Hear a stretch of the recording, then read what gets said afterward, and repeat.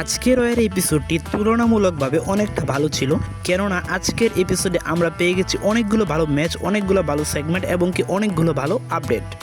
তো আমরা আজকে রয়ের কিক অফে দেখতে পেয়েছি ইও স্কাই এবং রিয়া রিপ্লিকে। তো তাদের মধ্যে কিন্তু আমরা একটি ম্যাচ দেখতে চলেছি এভলিউশনে।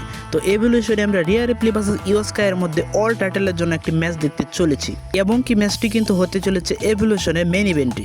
এছাড়া আমরা দেখতে পেয়েছি দ্য নিউ ডে এবং কি জাজমেন্টের মধ্যে একটি অল ট্যাগ টিম টাইটেলের জন্য একটি ম্যাচ এবং কি আমরা পেয়ে গেছি নিউ চ্যাম্পিয়ন হিসেবে জাজমেন্টে কি মানে ফিন বেলর এবং কি জেডি ম্যাকডোনাকি।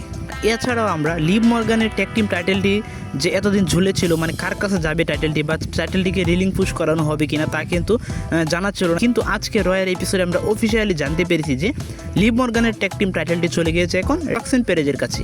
তো রক্সিন পেরেজ এবং রিকো রদ্রিগেজ কিন্তু বর্তমানে ওমেন্স ট্যাগ টিম চ্যাম্পিয়ন টাইটেলটি বহন করবে এবং কি আমরা জানতে পেরেছি যে এভলিউশনে আমরা দেখতে চলেছি ওমেন্সদের মধ্যে একটি ট্যাগ টিম টাইটেলের জন্য একটি ম্যাচ ফ্যাটাল 4 ম্যাচ।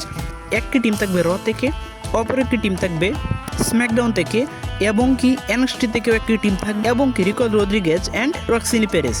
মানে আমরা 4টি টিমের মধ্যে একটি ট্যাগ টিম ম্যাচ দেখতে চলেছি এভলিউশনে।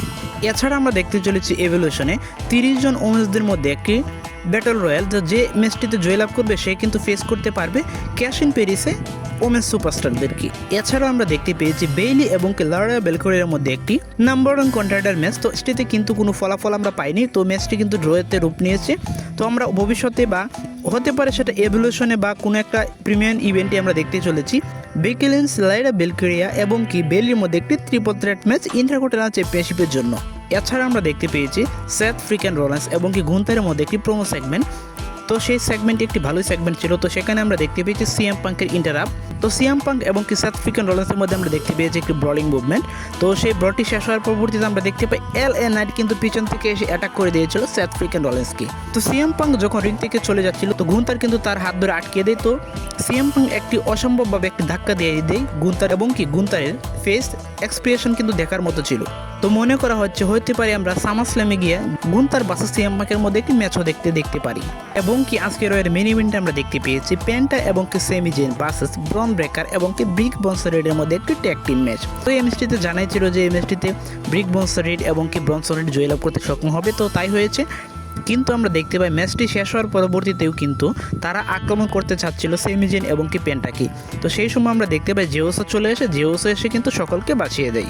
এছাড়া আমরা ব্যাক স্টেজেও কিছু ভালো ভালো সেগমেন্ট দেখতে পেয়েছি ডোমিনিক মিস্টেরিও এবং কি এজ স্টাইলের মধ্যে এবং কি আমরা দেখতে পেয়েছি একটি হাস্যকর মুহূর্ত, কেননা আমরা এল গ্র্যান্ডে আমেরিকান হিসেবে দেখতে পেয়েছি লর্ডি কাইসারকে।